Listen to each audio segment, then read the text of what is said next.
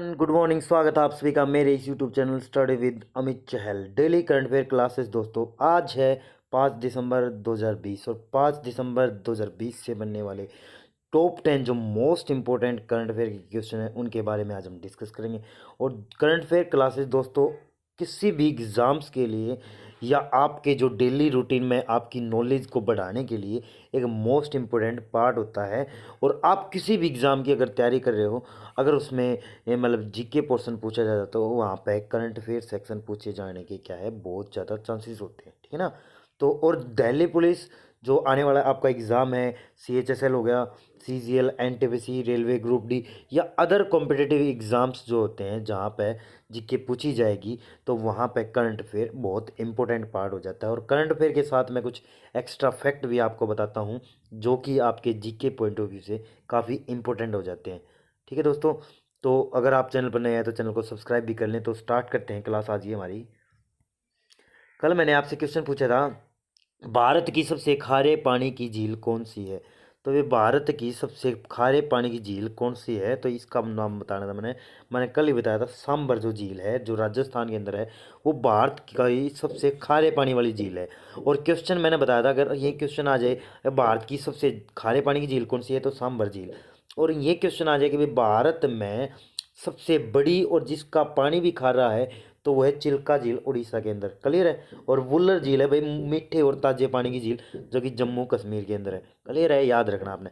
मीठे और ताजे पानी की झील है वुल्लर झील। तो उसके बाद बात करेंगे, आज का हमारा फर्स्ट क्वेश्चन है, हाल ही में भारतीय नौसेना दिवस कब मनाया गया। तो भाई जो भारतीय नौसेना दिवस है वो कब मनाया गया है, वो 4 दिसंबर को मनाया गया है। हर साल हम 4 दिसंबर को भारतीय नौसेना दिवस यानी इंडियन नेवी डे मनाते हैं। अब ये क्यों मनाते हैं दोस्तों, दरअसल भाई 1971 4 दिसंबर 1971 के दिन क्या हुआ था। इस दिन भाई जो भारत और पाकिस्तान का जो युद्ध हुआ था तो उसमें जो क्या है, ट्राइडेन ट्राइडेन नामक एक मतलब क्या है, मतलब प्रोजेक्ट जो था उसके बेसिस पे क्या है, भारतीय नौसेना ने क्या किया, 4 जो नौसेना विमान थे पाकिस्तान के उनको क्या है डुबो दिया, ठीक है। और इसी दिन ये कारनामा किया था क्योंकि जो पाकिस्तान और भारत के साथ युद्ध छिड़ा हुआ था, तो युद्ध के दौरान ही जो भारतीय नेवी थी उन्होंने 4 जो नेवी के जहाज हैं पाकिस्तान के उनको डुबो दिया था, ठीक है ना। मिशन मिशन जो आपका वो जो ट्राइडेन है उसके तहत जो एक मिशन का नाम था जिसका नाम है ट्राइडेन, ठीक है ना। उसके तहत इन चारों विमानों को डुबो दिया था पाकिस्तान के। तो उसी के उपलक्ष्य में हर 4 दिसंबर को क्या मनाया जाता है, वर्ल्ड मतलब इंडियन नेवी डे मनाया जाता है, भारतीय नौसेना दिवस मनाया जाता है भाई। अब भारतीय फोर्स आई है तो इसके बारे में बात करेंगे भाई। इंडियन नेवी 4 दिसंबर को मनाया जाता है डे। और इंडियन नेवी के जो चीफ हैं वो है करमबीर सिंह एडमिरल करमबीर सिंह जी, जो क्या है चीफ हैं भाई किसके, इंडियन नेवी के। अब इंडियन नेवी के तो चीफ हो गए admiral Karambir Singh. Indian air force की बात करें तो इंडियन एयरफोर्स डे कब मनाते हैं, 8 अक्टूबर को। और इंडियन एयरफोर्स के जो चीफ हैं वो कौन है, आर के एस भदौरिया जी इंडियन एयरफोर्स के चीफ हैं भाई। उसके बाद है इंडियन आर्मी डे कब मनाते हैं, 15 जनवरी को। तो 15 जनवरी को इंडियन आर्मी डे मनाते हैं। तो इंडियन आर्मी के जो चीफ हैं वो करंट टाइम में कौन है, मनोज मुकुंद नरवाने। और ये जो तीनों सेनाओं के जो चीफ हैं वो जो दोस्तों एक ही मतलब क्लासमेट रह चुके हैं वो, ठीक है ना। मतलब एक ही बैच में उन्होंने ज्वाइन किया था भारतीय सेनाओं को, ठीक है ना। और अब क्या है, एक टाइम आ गया है, तीनों जो है तीनों सेनाओं की हेड है, ठीक है। और तीनों सेनाओं का प्रमुख कौन होता है भारत के अंदर, वो होता है भाई देश का राष्ट्रपति, क्लियर है। ये सभी पॉइंट आपको याद रखने हैं। उसके बाद बात करेंगे, नेक्स्ट क्वेश्चन हमारा, हाल ही में किस राज्य की विधानसभा में ऑनलाइन गेमिंग पर प्रतिबंध लगाने के लिए विधेयक पारित किया गया। तो भाई ऑनलाइन जो गेमिंग जो होती है, जो बच्चे खेलते हैं जिनके कारण एडिक्शन हो जाते हैं या आत्महत्या कर लेते हैं या और कुछ भी कारण बन जाते हैं, तो उन पे टोटली जो प्रतिबंध लगा दिया है, ऐसा एक विधेयक पारित किया। तो किस राज्य सरकार ने भाई ये किया है, आंध्र प्रदेश राज्य सरकार ने। आंध्र प्रदेश राज्य सरकार ने क्या किया है, वहाँ पे अपनी जो विधानसभा है वहाँ पे एक विधेयक पारित किया है। और विधेयक के जरिए क्या है, जो ऑनलाइन गेमिंग है उस पर टोटली क्या है बैन लगा दिया है, लाइक पबजी वगैरह वगैरह जो ये गेम्स होते हैं तो उन पे क्या है टोटली बैन लगा दिया है। अब आंध्र प्रदेश ने लगाया तो आंध्र प्रदेश आया है, तो आंध्र प्रदेश के बारे में बात करेंगे। सबसे पहले तो भाई आंध्र प्रदेश की राजधानी देख लो भाई। आंध्र प्रदेश की कैपिटल है भाई अमरावती, विशाखापट्टनम और कुरनूर। भाई आंध्र प्रदेश की 3 राजधानियां होंगी आने वाले टाइम में, ठीक है ना, क्योंकि आंध्र प्रदेश से अलग हो गया, एक राज्य बन गया तेलंगाना। तेलंगाना की कैपिटल होगी हैदराबाद, परंतु जो आंध्र प्रदेश जो राज्य है उसकी 3 कैपिटल होंगी, अमरावती, विशाखापट्टनम और कुरनूर। आंध्र प्रदेश के बारे में बात करें तो चीफ मिनिस्टर हैं करंट टाइम में जगनमोहन रेड्डी, गवर्नर है विश्व भूषण हरिचंदन। तो ये करंट टाइम में क्या है, राज्यपाल हैं आंध्र प्रदेश राज्य के। और आंध्र प्रदेश जो राज्य था दोस्तों, भाषा के आधार पे अलग होने वाला, भाषा के आधार पर गठित होने वाला भारत का सबसे पहला राज्य बना था, ठीक है ना। और इसी के बाद क्या है, राज्य पुनर्गठन आयोग भी आया था, जिसकी पूरी जो वीडियो, पूरी डिटेल जब मेरी जो प्लेलिस्ट में देखोगे तो उसमें क्या है, एक बहुत ही अच्छी बेहतरीन वीडियो आपको देखने को मिलेगी राज्य पुनर्गठन आयोग की। तो उसके बारे में सभी राज्यों का जो पुनर्गठन कैसे हुआ, किस बेसिस पे हुआ, तो उसके बारे में फुल वीडियो है। सभी राज्यों की जो main GK point of view से जो पर्सन बनते हैं, तो उनके बारे में भी लिस्ट मैंने वीडियो बना रखी है आपको, तो आप प्ले लिस्ट में जाकर देख सकते हो। तो क्लियर है आंध्र प्रदेश से। तो जगनमोहन रेड्डी जी करंट टाइम में चीफ मिनिस्टर हैं। अब बात करें, नेक्स्ट क्वेश्चन हमारा, हाल ही में आरबीआई ने मौद्रिक नीति दर को अपरिवर्तित रखने की घोषणा की, तो तदनुसार वर्तमान में जो रेपो रेट कितने प्रतिशत है। तो भाई जो इस साल की जो मौद्रिक जो नीति थी, जो मॉनेटरी जो पॉलिसी होती है, ठीक है ना, तो उसको जो आरबीआई ने क्या कर दिया है कि भाई इस बार हम चेंज नहीं करेंगे किसी प्रकार का। तो अब बताना आपने कि भाई वर्तमान में जो भारत की जो है रेपो रेट कितने प्रतिशत की है। तो भाई वर्तमान में जो भारत की रेपो रेट है 4.00%, यानी कि 4% भारत की रेपो रेट है। और एक होता है इसका अपोजिट, उसका मतलब होता है रिवर्स रेपो रेट। उस रिवर्स रेपो रेट भारत के अंदर कितनी है, 3.35% करंट टाइम में रिवर्स रेपो रेट है। अब ये रेपो रेट और रिवर्स रेपो रेट होता क्या है दोस्तों, तो ध्यान से सुनो ना भाई। देखो सबसे पहले एक बात सुनो, दो बैंकों का बैंक कौन सा है, RBI, reserve bank of India. अब रिजर्व बैंक ऑफ इंडिया बैंकों का बैंक हो गया। अब जिस दर पर आरबीआई बैंकों को जो पैसा उधार देता है, तो उसको तो बोलते हैं रेपो रेट। जिस दर पर जो आरबीआई मतलब जो बैंकों को पैसा उधार देता है कि भाई नए नए बैंक खोल लो, तो उस दर को क्या बोलते हैं, रेपो रेट। और जिस दर पर जो दो बैंक हैं ये कुछ समय के लिए ये अपना पैसा जमा करवा देते हैं आरबीआई के पास, भाई ये हमारे पास कुछ ज़्यादा पैसा हो गया और आप हमारे जो पैसे को संभाल लो थोड़े दिन के लिए, ठीक है ना। तो उस जिस दर पर वो जो पैसे दिए हैं ना, पैसे जमा करवाने पर भी क्या है, आरबीआई एक मतलब दर मतलब वो देता है, ठीक है ना, बैंकों को देता है कि भाई वहाँ पे आप जमा करवा रहे हो, तो उसमें क्या है कि रेट है जिसके बेसिस पे वो जो मतलब वो प्रोवाइड करवाता है, टैक्स प्रोवाइड करवाता है उस हिसाब से, ठीक है ना। तो उसको बोलते हैं रिवर्स रेपो रेट। समझ में आ गया भाई। जिस दर पर बैंक आरबीआई से उधार लेते हैं तो वो तो हो गया रेपो रेट, और जिस दर पर बैंक जमा करवाते हैं आरबीआई के पास अपना पैसा, तो वो होता है रिवर्स रेपो रेट। तो रिवर्स रेपो रेट 3.35% और जो रेपो रेट है 4.00% है करंट टाइम में। क्लियर है भाई। अब आरबीआई आया तो आरबीआई के बारे में बात करेंगे। रिजर्व बैंक ऑफ इंडिया भाई 1 अप्रैल 1935 के अंदर स्थापना हुई। 1 अप्रैल 1935 के अंदर आरबीआई बैंक की स्थापना हुई। इसकी करंट टाइम में अगर बात करें, जो आरबीआई की स्थापना हुई 1935 के अंदर, तो उस टाइम पे सर ओसबर्न स्मिथ जी क्या हैं, पहले जो आरबीआई के हेड बनाए गए, गवर्नर बनाए गए, ठीक है ना, आरबीआई के। उसके बाद ये तो थे भाई जो ब्रिटिश काल के दौरान, यानी ब्रिटिश से ताल्लुकात रखते थे। अब बात करते हैं जो आरबीआई बैंक है, इसके अंदर पहले भारतीय गवर्नर कौन बने, ठीक है ना। तो पहले भारतीय गवर्नर थे सीडी देशमुख, चक्रवर्ती देसाई देशमुख, ठीक है ना। और भाई आरबीआई जो बैंक है भारत का राष्ट्रीय बैंक कब बना, ये बना भाई 1 जनवरी 1949 के अंदर। 1 जनवरी 1949 के अंदर भारत का राष्ट्रीय बैंक बना दिया गया, यानी नेशनलाइज कर दिया गया आरबीआई बैंक को, रिजर्व बैंक ऑफ इंडिया को। अब बात करें रिजर्व बैंक ऑफ इंडिया की करंट टाइम की, तो करंट टाइम में जो बात है, हेडक्वार्टर है मुंबई के अंदर, ठीक है ना, मुंबई के अंदर है। इसी कारण मुंबई को क्या है, भारत की आर्थिक राजधानी भी बोला जाता है।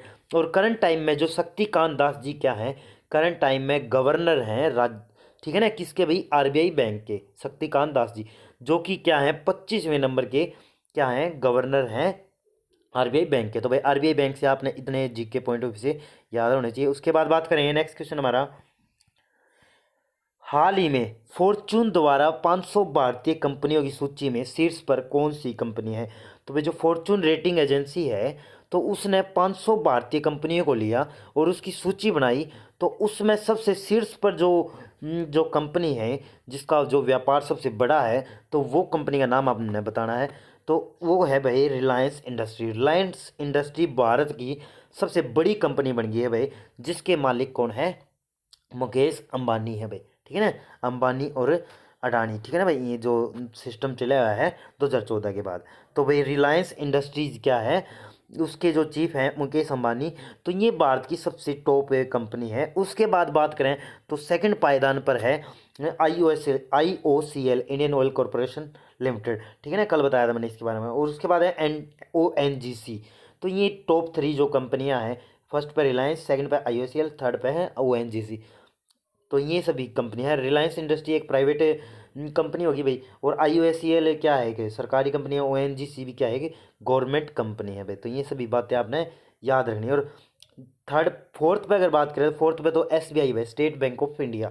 ये जो वो क्या है, वो एक कंपनी है जो कि शीर्ष में काउंट होती है। तो 500 टॉप 500 जो कंपनियां उनमें से ये सेलेक्ट की है, जिसमें टॉप में कौन है? रिलायंस इंडस्ट्री। क्लियर है? उसके बाद बात करेंगे, क्वेश्चन हमारा, हाल ही में किस राज्य सरकार ने 8वीं से 12वीं कक्षा के छात्रों को ऑनलाइन पढ़ाई के लिए टैबलेट देने की घोषणा की है?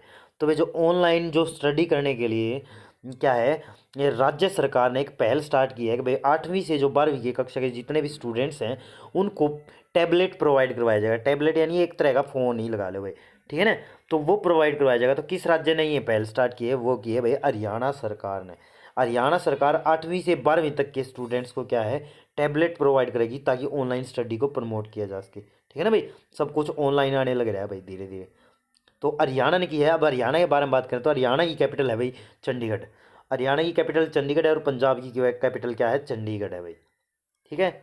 उसके बाद की बात करें, हरियाणा के जो करंट टाइम में चीफ मिनिस्टर हैं वो मनोहर लाल खट्टर जी, और भाई राज्यपाल जो गवर्नर हैं वो हैं सत्यदेव नारायण आर्य जी, हरियाणा। उसके भाई हरियाणा में बात करें तो नेशनल पार्क कौन कौन से, मोस्ट इंपोर्टेंट नेशनल पार्क कौन कौन से हैं, तो वो हैं भाई अपने, एक तो है सुल्तानपुर नेशनल पार्क जो कि गुरुग्राम के अंदर है, गुड़गांव के अंदर, ठीक है। और उसके बाद एक कालेसर नेशनल पार्क जो कि क्या है, कालेसर कहाँ पर पड़ता है? यमुनानगर के अंदर। तो ये नेशनल पार्क हैं जो कि हरियाणा के अंदर है। उसके बाद बात करेंगे, क्वेश्चन हमारा, हाल ही में पेटा ने 2020 के लिए पर्सन ऑफ द ईयर किसे चुना? तो भाई पर्सन ऑफ द ईयर चुना है पेटा ने 2020 के लिए, तो वो चुना है जॉन अब्राहिम को। जॉन अब्राहिम को चुना है वह पेटा ने पर्सन ऑफ द ईयर 2020 के लिए। अब ये पेटा क्या होता है? पेटा की फुल फॉर्म देख लो भाई, peoples for the ethicals treatment of animals. Peoples for the ethical treatment of animals, जो पशुओं से जो मतलब पशुओं से प्यार करते हैं, जो भी या पशुओं को जो प्रमोट करते हैं, पशुओं की जो हेल्प करते हैं, यानी पशु जो प्रेमी होते हैं, जो लोग पशुओं की जो हर हर तरह से जो हेल्प करते हैं, तो उनको क्या है, पेटा जो है हर साल क्या है अवार्ड देता है पर्सन ऑफ द ईयर का। तो ये अवार्ड इस बार दिया गया है जॉन अब्राहिम को। अब इन्हें क्यों दिया गया है? दरअसल भाई इन्होंने बहुत सारी मुहिम स्टार्ट की है। दरअसल भाई जैसे कि ये सर्कस हो गया, सर्कस में पिंजरों में रख दिया जाता है जानवरों को, तो इन्होंने मतलब एक मुद्दा उठाया कि भाई पिंजरों में जो क्या है जानवरों को नहीं रखना चाहिए, ठीक है ना। और उसी प्रकार जो जानवरों की जो तस्करी है, बेचा जाता है उनको, तो उस पर भी रोक लगाने की मांग की है जॉन अब्राहिम ने। तो ये एक तरह से जो एनिमल्स एक्टिविस्ट हो गए, ठीक है ना।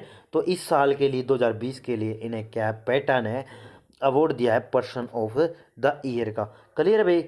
याद रखना ये सभी बातें आपने। फुल फॉर्म होती है पेटा की people for the ethical treatment of animals. उसके बाद बात करेंगे, नेक्स्ट क्वेश्चन हमारा, हाल ही में फिट इंडिया मूवमेंट का ब्रांड एम्बेसडर किसे बनाया गया? तो फिट इंडिया मूवमेंट का जो ब्रांड एम्बेसडर है वो बना दिया गया है कुलदीप हांडू। कुलदीप हांडू जी को क्या है, फिट इंडिया मूवमेंट का क्या है, वो बना दिया भाई, करंट टाइम में ब्रांड एम्बेसडर बना दिया फिट इंडिया मूवमेंट का भाई। क्लियर है? कुलदीप हांडू जी को। ये सभी याद रखने ये पॉइंट। उसके बाद बात करेंगे, हाल ही में कौन सा देश 30 साल के बाद, मोस्ट इंपोर्टेंट है भाई, हाल ही में कौन सा देश 30 साल के बाद भारत से चावल आयात करा रहा है? अगर भाई 30 साल बाद ऐसा है कि भाई चावल क्या है, आयात करवाने पड़ रहे हैं, यानी बाहर से लेने पड़ रहे हैं। ठीक है ना। आयात और निर्यात का मतलब क्या होता है? ये निर्यात मतलब होता है दूसरे देशों में आप बेच रहे हो, और आयात मतलब मंगवा रहे हो। तो कौन सा ऐसा देश है जो 30 साल के बाद, 3 दशक के बाद क्या है, भारत से चावल खरीद रहा है? तो वो है भाई चाइना। चाइना जो देश है 30 साल के बाद क्या है, बाहर से चावल खरीद रहा है, चावल का आयात करवा रहा है। अब चाइना जो एक मतलब बहुत से आने वाली करंट टाइम में अगर बात करें तो एक ताकतवर देश है। और चाइना जो है भाई करंट टाइम में बात करें तो एक महामारी जो फैली हुई है उसका भी जनक है। महामारी बोले तो कोरोना वायरस, जिसका नाम बाद में बदल के क्या हो गया था, कोविड-19। अब ये कोविड-19 का मतलब क्या होता है भाई? CO से कोरोना, V से वायरस, ठीक है, और D से डिजीज, कोरोना वायरस डिजीज। और 19 का मतलब क्या होता है? कोविड-19 का मतलब होता है 19 मतलब 2019, यानी ये बीमारी 2019 के अंदर आई थी, तो इसीलिए इसका नाम हो गया कोरोना वायरस डिजीज 2019। क्लियर है? तो ये सभी पॉइंट आपने याद रखने हैं। अब चीन आया, तो चाइना के बारे में बात करें। दुनिया का सबसे बड़ी आबादी वाला देश है भाई चाइना, जिसमें सबसे ज़्यादा पॉपुलेशन है। दूसरे नंबर पर हमारा भारत है भाई। अब बात करें चाइना की। चाइना की कैपिटल है भाई बीजिंग। सी जिनपिंग जी करंट टाइम में राष्ट्रपति हैं। यहाँ की संसद की अगर बात करें, यहाँ की संसद का नाम है कांग्रेस। और यहाँ की जो करेंसी है चाइना की वो है भाई रेनमिनबी, रेनमिनबी और युआन। दो करेंसी है भाई, एक छोटी करेंसी एक बड़ी करेंसी है। चाइना बहुत शातिर देश है। जब भी मतलब इसका डॉलर के मुकाबले इसकी कोई भी एक करेंसी क्या है डाउन आती है, तो ये दूसरी करेंसी चेंज कर लेता है अपनी। ठीक है ना। तो युआन एक छोटी करेंसी है यहाँ पे चाइना के अंदर, और रेनमिन भी यहाँ पे एक बड़ी करेंसी है, जैसे कि भारत में रुपया और पैसा। परंतु वैलिड कौन सा है? रुपया वैलिड है केवल भारत में। ठीक है ना, पैसा तो रहा ही नहीं। उसके बाद बात करेंगे, नेक्स्ट क्वेश्चन हमारा, हाल ही में किस राज्य सरकार के द्वारा जाति के नाम की कॉलोनियों के नाम बदलने की घोषणा की है? जिस जातिगत आधारित जो नाम की कॉलोनियां हैं उनका नाम बदला जाएगा, तो किस राज्य सरकार ने ये स्टार्ट की, मतलब ये अनाउंसमेंट की है? तो वो की है महाराष्ट्र सरकार ने। महाराष्ट्र सरकार ने बोला है भाई जिन जिन जगह का नाम जातिगत आधार पर है, जैसे कि भीलवाड़ा, मारवाड़ा, तो ये महाराष्ट्र के अंदर जो जगह पड़ती है उनका नाम क्या है, जाति पे आधारित है। ठीक है ना। तो उसका नाम बदल के अब नॉर्मल जो सिटीज़ होते हैं उनके नाम पे रखा जाएगा, कॉलोनियोज के नाम पे रखा जाएगा। ठीक है ना, क्योंकि जाति के आधार पे तो होना ही नहीं चाहिए भाई, ये तो वो हो गया, ये वो मारवाड़ा, ये इस हिसाब से। ठीक है ना। तो महाराष्ट्र ने क्या किया है, महाराष्ट्र ने जातिगत आधार पर जो जितनी भी कॉलोनी के नाम थे उनको चेंज करने की घोषणा की है, महाराष्ट्र ने की है। तो महाराष्ट्र के बारे में बात करें तो महाराष्ट्र की कैपिटल है मुंबई। मुंबई को क्या बोला जाता है? गेटवे ऑफ इंडिया बोला जाता है। 7 टापुओं का शहर भी बोला जाता है मुंबई को। और मुंबई भारत की आर्थिक राजधानी भी है। ठीक है ना, मुंबई। अब बात करें महाराष्ट्र की। महाराष्ट्र के चीफ मिनिस्टर करंट टाइम में हैं भाई, ये वो हैं करंट टाइम में चीफ मिनिस्टर हैं जो ठाकरे। ठीक है ना भाई, ये जो ठाकरे कुछ परिवार से बिलोंग करते हैं, तो उनका नाम मैं भूल गया हूँ, याद आएगा तो बता लेंगे। ठीक है। तो उसके बाद अगर गवर्नर की बात करें तो महाराष्ट्र के गवर्नर हैं भगत सिंह कोश्यारी जी, करंट टाइम में क्या हैं, राज्यपाल हैं भाई। ठीक है ना। महाराष्ट्र के CM मैं जल्दी बताता हूँ, थोड़ी देर दिमाग में घूम रहा है। तो महाराष्ट्र ने ये पहले स्टार्ट किए भाई, तो महाराष्ट्र के बारे में हमने ये चीज़ें पता होनी चाहिए भाई। ठीक है ना। उसके बाद बात बात करेंगे, नेक्स्ट क्वेश्चन हमारा, हाल ही में टाइम मैगजीन के द्वारा पहले किड ऑफ द ईयर के रूप में किसे नामित किया गया है? तो पहले किड ऑफ द ईयर के रूप में नामित किया गया है टाइम मैगजीन के द्वारा, तो वो किया गया है गीतांजलि राव को भाई। गीतांजलि राव को क्या है, टाइम मैगजीन के द्वारा क्या है, किड ऑफ द ईयर के रूप में चुना गया है। ठीक है। मात्र 15 साल की उम्र है इनकी, और ये जो वुमेन एम्पावरमेंट के लिए काफ़ी काम कुछ कर रही हैं। ठीक है ना, गीतांजलि राव। तो इनको क्या है, टाइम मैगजीन ने नॉमिनेट किया है किसके लिए भाई, किड ऑफ द ईयर के लिए भाई। क्लियर है। उसके बाद बात करें तो भाई आज के लिए आपका क्वेश्चन है जिसका आपने जवाब देना है कमेंट सेक्शन के अंदर, विश्व का सबसे छोटा महाद्वीप कौन सा है? तो भाई इस क्वेश्चन का आपने जवाब देना है, और अगर आप वीडियो को पूरा देखते हो तो कमेंट जरूर किया करो दोस्तों। ठीक है ना। कमेंट से आपका कॉन्फिडेंस बढ़ता है, और जो भी कमेंट करता है मैं उसका नाम भी डेली बेसिस पर वीडियो में लेने की कोशिश करता हूँ भाई। ठीक है ना। तो ये थी आज की वीडियो। तो कैसी लगी आपको वीडियो दोस्तों? अगर आपको वीडियो अच्छी लगी है तो लाइक करें, और भाई ज़्यादा से ज़्यादा अपने दोस्तों के साथ शेयर करें, और अगर आप चैनल पर नए आए हैं तो चैनल को सब्सक्राइब कर लें और प्रेस द बेल आइकन, ठीक है ना। करेक्ट है। और जो महाराष्ट्र के सीएम है, जो उनका नाम मेरे दिमाग में नहीं आ रहा, तो उसकी आपने कमेंट में लिख देना है कि भाई सीएम चीफ मिनिस्टर कौन है, तो उससे भी आपकी भी डिवाइस हो जाएगा, मुझे भी याद आ जाएगा। क्लियर? नहीं तो मैं कल बता ही दूंगा आपको। तो भाई ये थी आज की वीडियो। अगर चैनल पर नया है तो चैनल को सब्सक्राइब कर लो, प्रेस द बेल आइकन, ताकि आने वाली सभी वीडियो की आपको नोटिफिकेशन मिलती रहे। और पीडीएफ के लिए आपने डिस्क्रिप्शन बॉक्स के अंदर एक लिंक मिलेगा, वहाँ पर जाकर आपने ग्रुप को ज्वाइन करना है, वहाँ पर आपको पीडीएफ प्रोवाइड करवाई जाएगी। तो thanks to watch. Thank you.